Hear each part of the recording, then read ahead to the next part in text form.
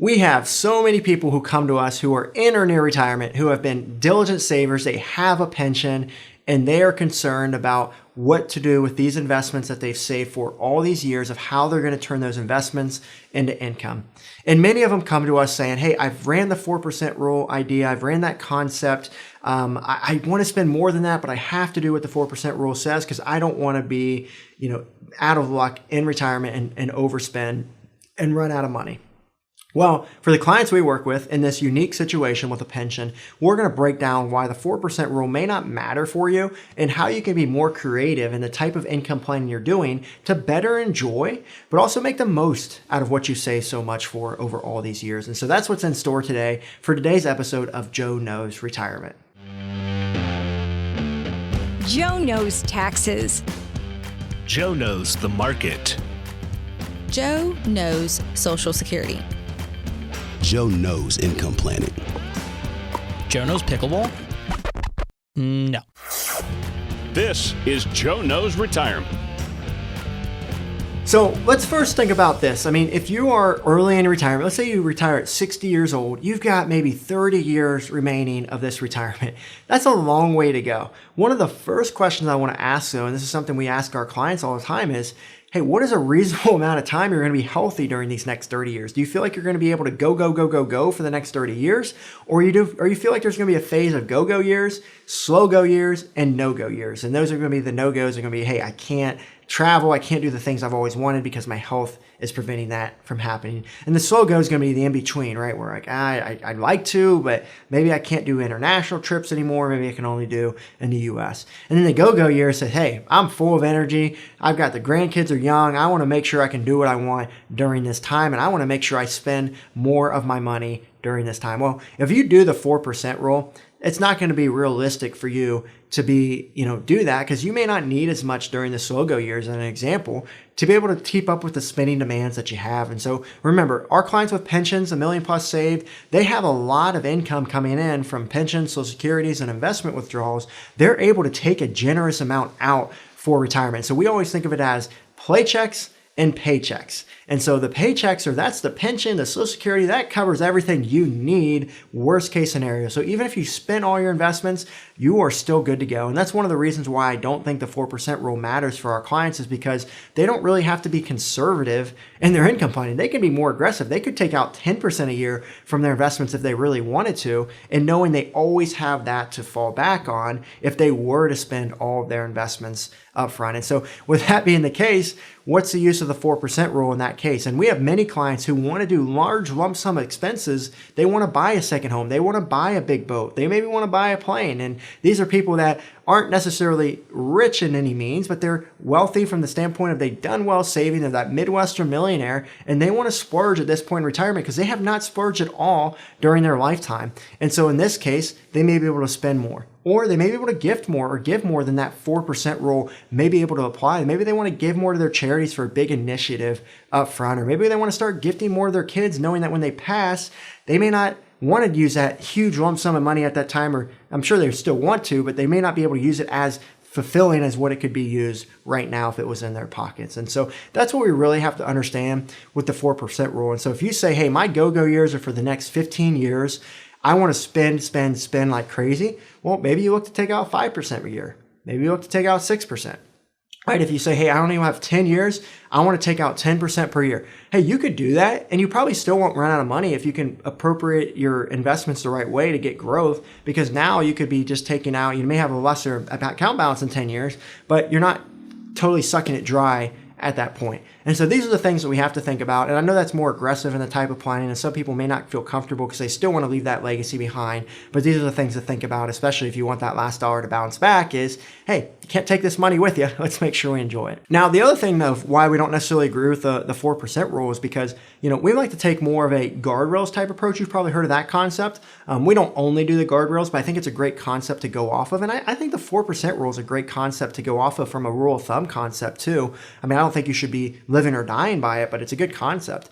And so the way the Guardrails income planning works is, hey, the more the market goes up, the more your investments grow. Well, that gives you more to spend versus if the market goes down, well, now we can't spend as much. We gotta tune it back a little bit. So the reason I like the Guardrails is, yeah, if the market goes up, let's spend more money. That gives us more flexibility. Now, the reason I don't like the Guardrails is if the market goes down, well, then we're not necessarily able to spend. And what's the point of this retirement if we can't spend? Why do we work all these years if we're worried about that? And so that's where the bucket plan comes into play. And some of you have heard of the bucket plan. This is something that I think makes sense for many people with pensions. And it's that Paychecks and Playchecks conversation I mentioned. You know, the Paychecks is for all the bills we paid, but now for the Playchecks, all those extra things that we want to do that, hey, we don't need to do, but we want to do. And that's where, hey, if we have that money that's protected that we're going to need to do over the next 10 years as an example, or maybe if you want to be more aggressive, the next 3 to 5 years, as long as we have that next 3 to 5 years covered in a protected type of vehicle where the market goes down, we can still take out that money without being concerned, knowing that the market's going to come back up over 5 to 10 years in historical cases, and likely what we expect moving forward. And so in that case, you don't have to stop your spending plan in retirement, and you can keep spending that money. And so you can see where all three of those types of plans, the bucket plan, the Guardrails, the 4% rule, really can all be played off of together to decide what is the most appropriate way to spend your money in retirement. And that's where my biggest advice comes in when we look at income planning in retirement, is making sure it's tailored to you, making sure it's tailored to what your income needs are and what you want to do it. You know, what is your income plan each year? What big expenses are going to come up each year? What amount do you have to take out from your investments each year to fill up the paychecks column that we talked about earlier? You want to make sure that you have a plan to make sure that those are going to be available, making sure we're protected against down markets, to make sure it's going to really be tailored towards your needs. Because we also have clients that maybe don't want to spend any other investments. They want their investments to grow like crazy throughout retirement. Well, the 4% rule matters zero to them because they're not taking any withdrawals. We're looking at actually ways to take less withdrawals. And so maybe we look to do more Roth conversions so that when they do reach age 73 or 75 with required minimum distributions, they don't have to be forced to take out money. That money can keep growing tax-free to leave a better inheritance for their loved ones, their grandkids, whoever they may want to leave that money to. Or if someone's charitable minded, well, maybe when they turn 73 or 75, or, you know, they can start giving their RMD to a charity through what's called a qualified charitable distribution. And they can actually start doing that strategy at 70 and a half. And that way they're not having to pay taxes on those withdrawals, but still able to impact the charities that they want to while they're still alive. And so the other thing to think about this is the age-old 60-40 portfolio. You need 60% in stocks, you need 40% in bonds, and to be successful. Well, if you have a pension, you probably don't need to do that. Now you can. We always tell people with pensions, you can take as much risk as you want or as little risk as you want. So what do I mean by that? Well, I mean, you can take on as much risk as you want because you always have that to fall back on, as I talked about earlier with the pension and Social Security.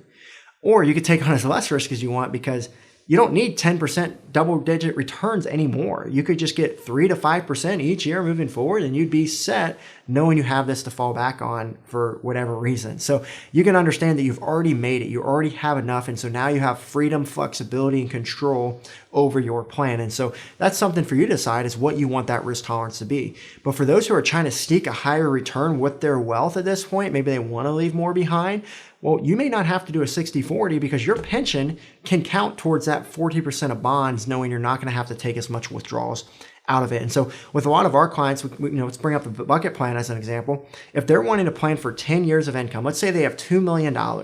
Well, if they want $40,000 out of that $2 million to live on each year, well, that's only necessarily a 2% withdrawal rate. But if you do 40,000 over 10 years, that's only 400,000. And so they're not going to need 40%, which would be 800,000. They only need 20% protected if they just want to cover 10 years. And if they only wanted to cover 5 years of income, which could make sense for them, then they would only need, about $200,000 protected at that point, which that's less than, that's only 10% of their portfolio. And then as it grows, it could be even less than 10% of their portfolio. And so you can see how you can get by with a lot less protected amounts here with a pension if you really want to. Now, some of our clients say, hey, I know I can seek more returns, but I've done that all my life and I want to take my chips off the table at this point, especially right now when interest rates are at a higher amount, then hey, that's totally, that's fine. That's applicable. That's something you can do because of that freedom that you've accumulated. And so that's how we want to look at income planning and understanding how all of this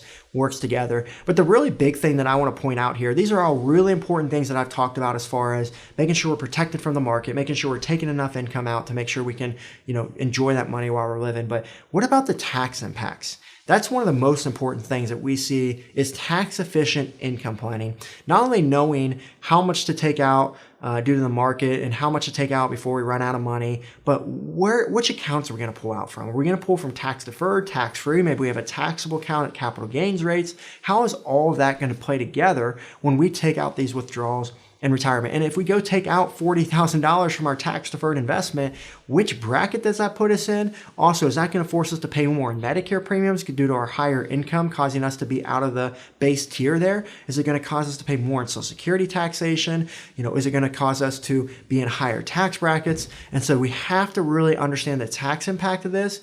But more importantly, this is important for those with pensions because you're likely going to be in those higher brackets as time goes on. And so tax efficient income planning is extremely important for this crowd. And so don't forget that part when you look at the withdrawal strategy you're looking at, because again, the 4% rule is not going to look at the impact of taxes. They don't tell you which accounts to pull out from. They're just telling you overall about take this amount out and that's what it could be. And so that's why we really want to make sure that when our clients are building out their income plans, they're not guessing. They're not just hoping it works. They're really doing the specific numbers, running the numbers, and ideally working with a team to make sure they're not missing anything when it comes to this concept here. And so this is a really important concept to plan for.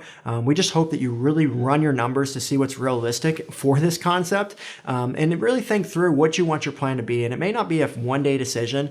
This is going to be every year. You're deciding and you're changing what your things are. Maybe early in retirement, you thought, hey, I want to spend my money like crazy. And then later on in retirement, you understood like, hey, we actually aren't looking to spend as much as we thought. We actually don't enjoy it. We want to just give and gift more money away. And so in those cases, you just want to plan for that. So a lot of experts may tell you, hey, don't risk your retirement dollars by taking out too much early in your retirement due to what's called sequence of returns risk. And that's a very realistic thing. Sequence of returns risk is pulling out early in retirement when the market's down and now you don't have the plan to back it up moving forward. And I'm a big component of making sure you plan for that as we talked about today with the bucket plan. But I want to be that expert that tells you very directly, do not risk your return on life by being too careful with your income planning early in retirement if you have a pension. Don't miss out on these opportunities. Don't feel like you got to be really, really careful with your income planning to the point where you aren't now enjoying it. You're overthinking, you're concerned anytime you take out money from your investments. Remember, you're in a different part of your life. You're no longer coming up the accumulation mountain anymore. You're no longer saving. You're coming down that mountain, and now you're making sure you're preparing for any risks that could come up throughout those times. But also, you've already done your work. You've saved enough. You have your pension that's guaranteed for the rest of your life. You now have that financial freedom that we've been talking about. And so I hope that's encouraging for you as you plan moving forward. And if you're in this phase and maybe you're still concerned about finding that optimal amount to plan for as you do your income planning, I do want to make sure that all of our viewers understand this is the type of planning that our firm here, Peak Retirement Planning, specializes in. I mean, we serve those with pensions in $1 million plus. I actually even wrote a book on it called the 2% Club. But this is something that we really specialize in. And so if you are looking for further content on this, or you want to make sure that we can even see if we could be a good fit to work together. If you're just looking for further content, just subscribe to our channel. We'll keep content like this coming to you often. But if you actually want to explore working with our team, if you feel like you could be a good fit, if you like the type of planning we talk about on these videos, maybe been watching for a while, then feel free to schedule a call on our website there. And I'll have someone on our team pop up a link here to click on and do, or you can go in the description below. But if you click on that, you can schedule a time with our team and we'll answer any questions to see if we could be a good fit to work together moving forward. And we do have a frequently asked questions page on that scheduling page as well that you can explore just to make sure everything feels good before we schedule that time. We don't want to waste anyone's time or waste our team's time to determine if it could be a good fit with that. So hopefully that can be helpful. We'd certainly love to explore further with you.